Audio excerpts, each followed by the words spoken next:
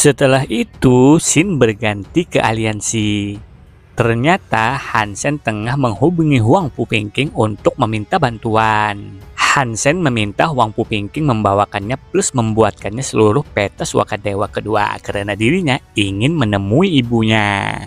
Namun karena tempat Swakadewa sangat besar, bahkan dengan kekuatan area material hal sulit untuk membuat peta tersebut. Ada juga beberapa ratus mil wilayah yang belum dipetakan. Banyak tempat yang dikenal ditandai sebagai zona bahaya. Dan perjalanan panjang hanya dibuat lebih lama karena jalur memutar yang harus dilakukan para pelancong untuk menghindari tempat-tempat berbahaya seperti itu. Zona bahaya terdekat dengan ladang es di mana tidak ada yang disarankan untuk dikunjungi disebut Gurun Hitam. Tempat ini tidak dapat dihindari dan telah mendapatkan asosiasi dengan kematian tertentu. Cuaca di sana sangat buruk dan dihuni oleh bis-bis mengerikan yang tak terhitung jumlahnya. Orang-orang kami hanya bepergian ke sana sekali. Sebuah tim yang terdiri dari 100 orang dikirim. Namun hanya 2 yang berhasil keluar setengah hidup.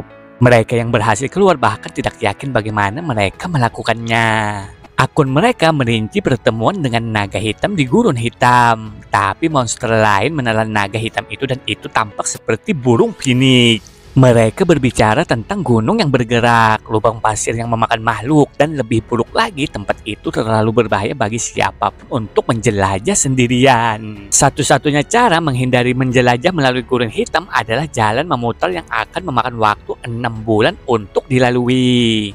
Tapi meski begitu, rute alternatif akan membutuhkan penghindaran dari satu tempat perlindungan roh. Dalam banyak hal, rute alternatif ini lebih berbahaya daripada Gurun Hitam itu sendiri. Mendengar penjelasannya Huang Pupingking, Hansen hanya tertawa kecil dan akan mempersiapkan diri untuk melakukan perjalanan melintasi Gurun Hitam. Karena akan terlalu merepotkan baginya untuk mengambil jalan memutar. Memotong secara langsung akan jauh lebih aman baginya dan tidak akan mengalami terlalu banyak kesulitan jika tidak ada roh super god.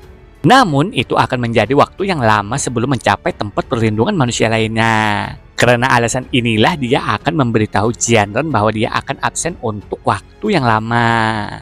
Mendengar itu, Huang Pupingking hanya bisa menghela napas.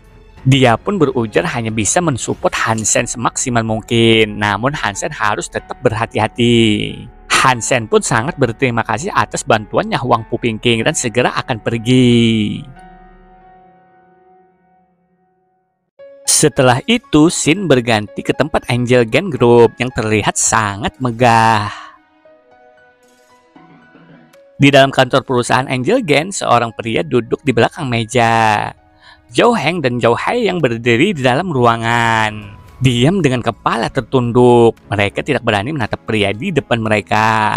Kakak ketujuh, maafkan aku mengacaukannya, ungkap Zhou Heng. Zhou Heng sudah tua, tetapi di depan Zhou ketujuh dia tampak seperti anak kecil yang penuh penyesalan. Kepalanya menunduk dan diam, dia tidak berani menatap pria itu.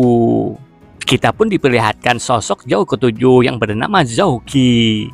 Dia tampak berusia 40-an, penampilannya cukup biasa-biasa saja. Dia adalah ketua Angel Gen. Zhou ketujuh adalah nama sangat kuno, berasal dari anak ketujuh dalam keluarga. Semua orang di keluarga Zhou takut pada Zhou ketujuh. Mereka masing-masing berbicara tentang betapa sulit hidupnya. Dan itu benar, untuk mengembangkan Angel Gen menjadi seperti itu, dia telah menginjak banyak mayat. Semakin seseorang dari keluarga Zhou tahu tentang perbuatannya, semakin besar mereka takut padanya. Mereka tahu lebih baik daripada siapapun betapa menakutkannya dia, dan karena betapa menakutkannya dia, mereka masing-masing akan melakukan semua yang dia katakan kepada mereka tanpa pertanyaan. Jadi katakan padaku, apa yang menyebabkan kegagalanmu? Tanya Zhou ketujuh. Zhou Heng tergagap dan tersandung kata-katanya lalu menjawab, Maaf, tapi kemalangan yang menyebabkan kegagalan kami kali ini, kami tidak menyangka bukit mata air darah berisi makhluk jahat seperti itu. Dan bocah bernama Hansen itu tidak mau menggunakan hewan peliharaan super god-nya untuk tetap berada di depan makhluk itu. Tindakan itulah yang menyebabkan kerugian signifikan yang kami alami. Sedangkan Zhou Hai yang belum mengatakan sepatah kata pun, tetapi dia membantu Zhou Heng dengan mengatakan, Hansen menipu kita. Jika dia tidak menarik makhluk itu ke arah kita, kita tidak akan... Zhou ketujuh menatapnya dengan dingin dan Zhou Hai yang menelan kata-kata yang belum dia ucapkan. Aku yang salah. Zhao ketujuh memandang mereka berdua ketika dia mengatakan ini. Dengan tenang dia melanjutkan, itu adalah kesalahanku karena membiarkanmu mengatasi musuh tanpa persiapan yang tepat. Tidak lama kemudian seorang pria tinggi paruh baya mengetuk pintu kantor. Dia kemudian masuk. Sulit bagi orang untuk percaya bahwa pria sebesar itu dengan wajah kecoklatan memiliki nama Zhao Lian. Nama itu tidak cocok dengan orangnya. Zhao Heng dan Zhao Hai yang keluar dari ruangan kantor dan Zhao Lian lalu bertanya dengan sopan, apakah ketua punya permintaan? Bagaimana hasil tes Angel Gen Fluid? Ujar Zhao ketujuh bertanya dengan santai. Sebuah keluarga selalu memiliki setidaknya satu individu berbakat dan Zhao Lian adalah salah satu anggota keluarga yang lebih muda yang sangat dia sukai. Zhao ketujuh juga memberinya banyak tugas penting. Kami masih dalam tahap pengujian pertama. Hasil kami telah menyoroti adanya berbagai masalah dan masalah. Namun waktu adalah semua yang mereka minta. Mereka akan memperbaikinya pada waktunya, jawab Zhao Lian. Berapa banyak botol uji tahap pertama yang diformulasikan? Ujar Zhao ketujuh bertanya lagi. Ada 23 dari mereka, jawab Zhao Lian. Berikan mereka kepada Zhao Long dan anak buahnya dan minta mereka membunuh Hansen. Aku tidak peduli apa yang diperlukan, ujar Zhao ketujuh memerintahkan dengan dingin. Tapi Angel Gen Fluid belum stabil. Ini memiliki hasil yang merusak dalam tubuh manusia.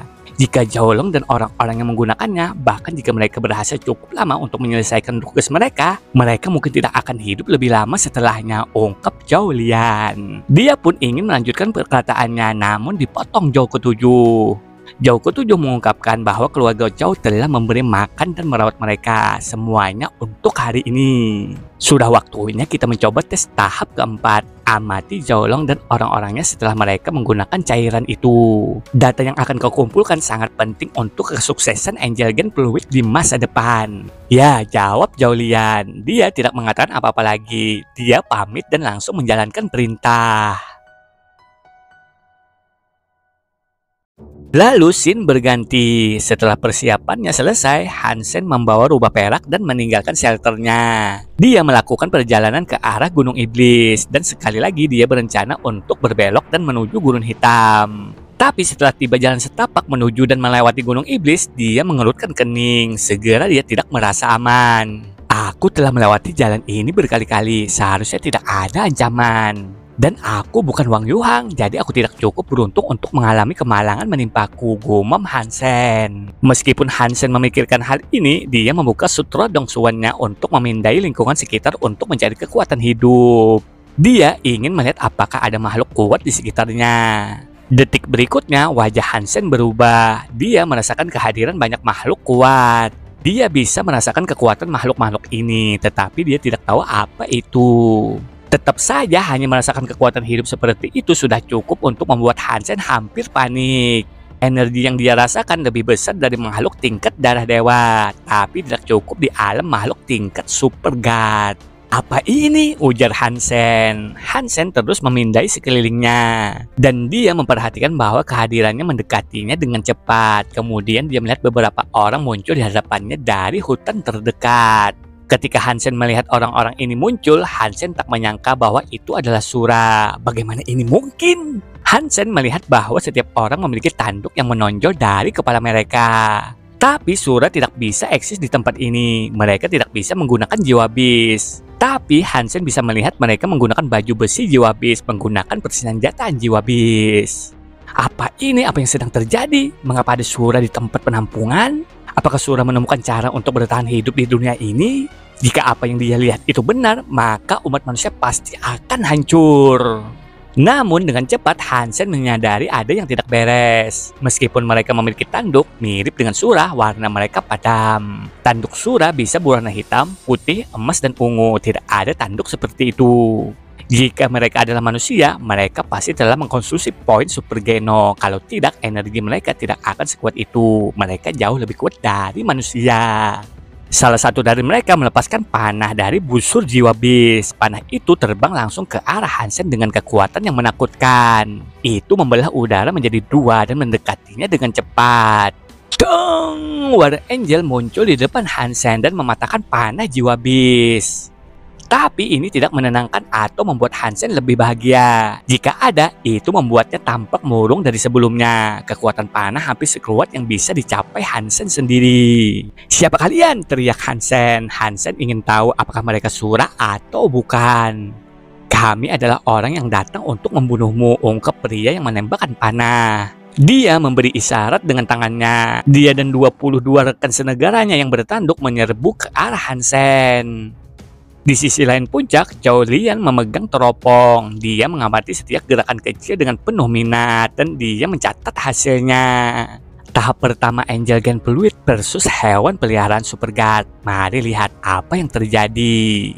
Zhao Lian tampak bersemangat dan dia sangat ingin mengetahui apa yang akan terjadi. Tetapi Zhao Lian tahu bahwa para Evolver ini meskipun memiliki tingkat kebugaran lebih dari 100 dan telah mengkonsumsi cairan Angel Gen, masih tidak memiliki apa yang diperlukan untuk mengalahkan makhluk tingkat Super God. Target utama mereka adalah Hansen. Tapi tidak peduli seberapa kuat hewan peliharaan Super God itu, hanya ada satu, itu tidak akan bisa melindungi Hansen ketika dia dikepung. 8 orang bertanduk mengepung Hansen. Sementara War Angel dengan gesitnya menebas para orang-orang bertanduk itu, menghancurkan formasi mereka. War Angel melirik dan melebarkan sayapnya dan terbang melewati orang yang seperti Sura ini. Dia mengayunkan pedang besarnya dan mengiris lengan dan bahu salah satunya. Namun orang yang seperti Sura yang terkena tebasan itu bertindak seolah-olah tidak merasakan kesakitan. Tanpa memperdulikan tebasan yang berdarah-darah, ia mengayunkan pedang jiwa bisnya ke arah leher War Angel. Tapi dengan sigap dan ngeri-ngeri sedap, War Angel langsung menebas lehernya tanpa ampun. Orang-orang yang seperti Sura lainnya mendekati War Angel, namun dengan satset War Angel menebas mereka. Mereka tampaknya tak takut mati dan ini membuat War Angel semakin sulit untuk menyelesaikan pertarungan dengan cepat. Cairan Angel Gen atau Angel Gen Fluid tahap pertama jelas tidak seefektif yang kita harapkan. Jelas mereka belum bisa bersaing dengan makhluk Super God. Keefektifan mereka melawan Evolver dengan kunci gen terbuka akan jauh lebih tinggi, pikir Zhao Lian pada dirinya sendiri saat dia mencatat data pertempuran yang dia peroleh dari mengamati orang-orangnya. Meskipun dia tidak menggunakan mesin untuk mencatat pertempuran dan kinerja para petarung dengan lebih akurat, dia memiliki mata yang tajam dan catatannya sudah lebih dari cukup. Zhao Lian kemudian mengalihkan pandangannya ke Hansen menggunakan teropongnya. Pikir Zhao Lian, orang-orangnya mungkin tidak dapat membunuh makhluk Super God, tetapi membunuh manusia seharusnya tidak masalah bagi mereka. Bahkan jika dia ada seorang top Evolver dengan jiwa beast buas yang kuat dan tingkat kebugaran yang tinggi, tidak mungkin dia memiliki peluang melawan mereka. Terlihat Hansen memanggil anak panah yang menyerupai burung merak.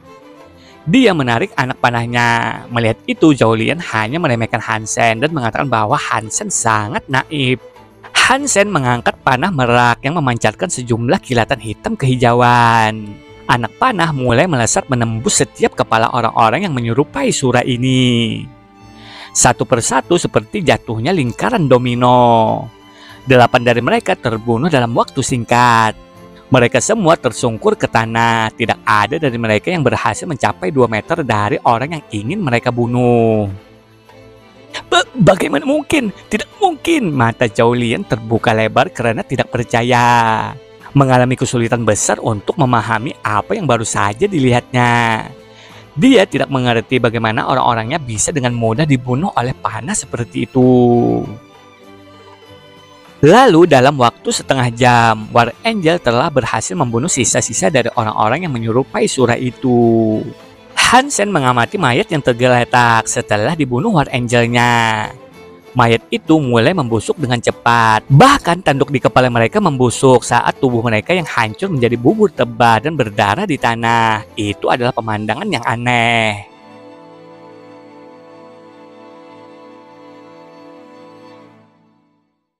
Pikiran Hansen beralih ke Zero, tapi dia juga sangat berbeda dari monster-monster ini. Terlepas dari apakah Zero dalam mode manusia atau Sura, dia tidak memiliki tubuh yang cacat seperti makhluk yang baru saja dia lawan. Tubuhnya dengan jelas mewakili bentuk manusia atau bentuk Sura.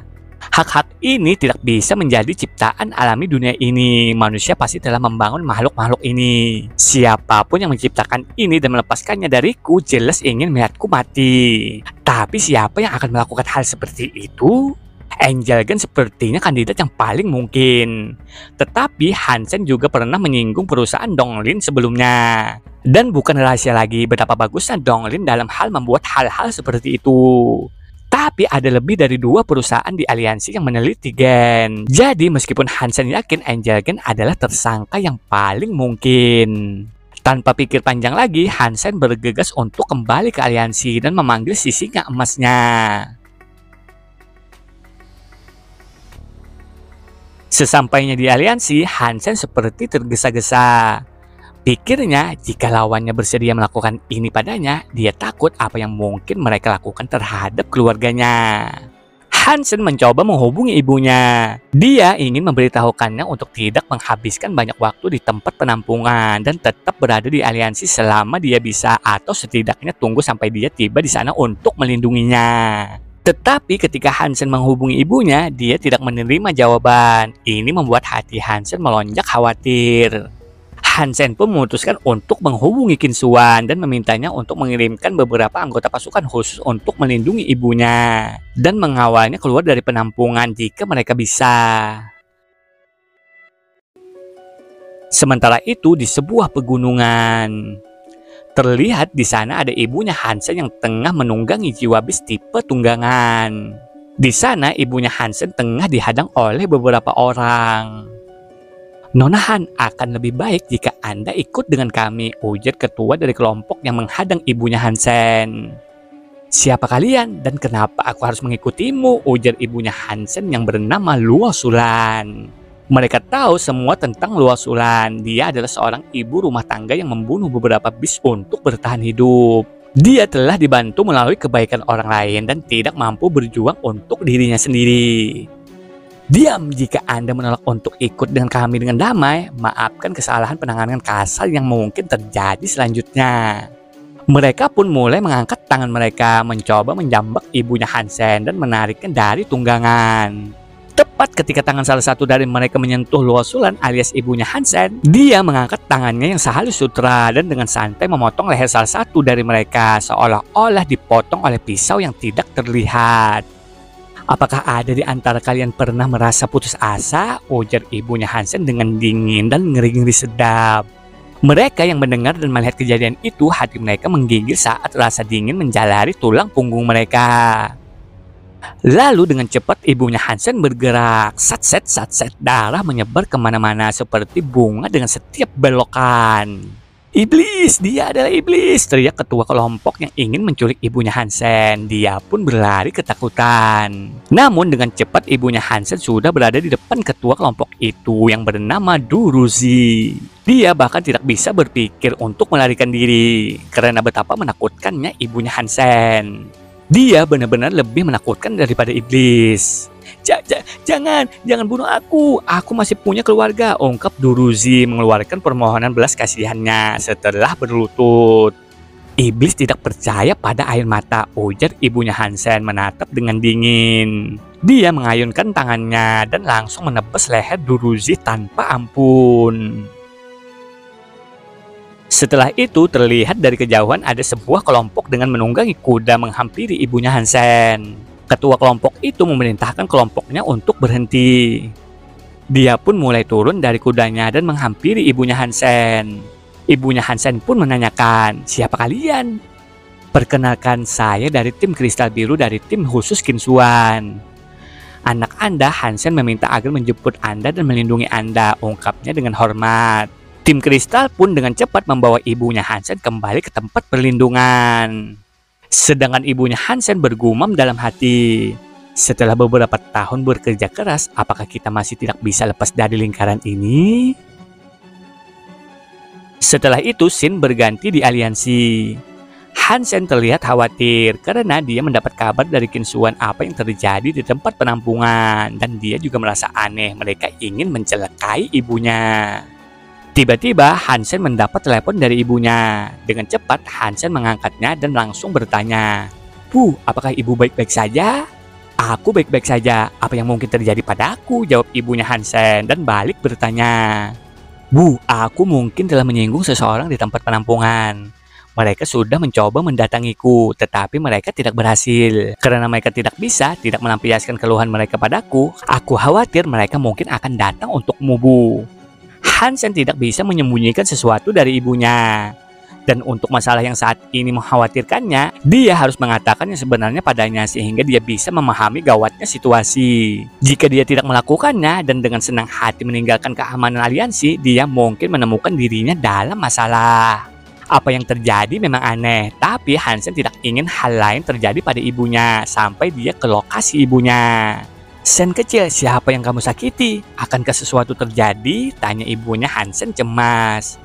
Jangan khawatir, Bu, aku bisa menangani semua ini. Putramu sangat kuat sekarang, jawab Hansen tersenyum.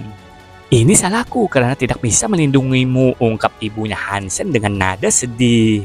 Bu, cukup sulit bagimu untuk membesarkanku. Sekarang aku yang seharusnya melindungimu, ujar Hansen mengungkapkan. Sen kecil, apakah kamu masih memiliki peninggalan kakek buyutmu? Tanya ibunya Hansen mengalihkan pembicaraan. Tentu saja, jangan khawatir untuk itu, Bu. Aku selalu membawa liontin ini, jawab Hansen sambil tersenyum lembut. Syukurlah kalau begitu, ujar ibunya Hansen lega. Setelah Hansen memastikan keselamatan ibunya, dia memutuskan untuk melanjutkan perjalanannya ke tempat penampungan kristal biru.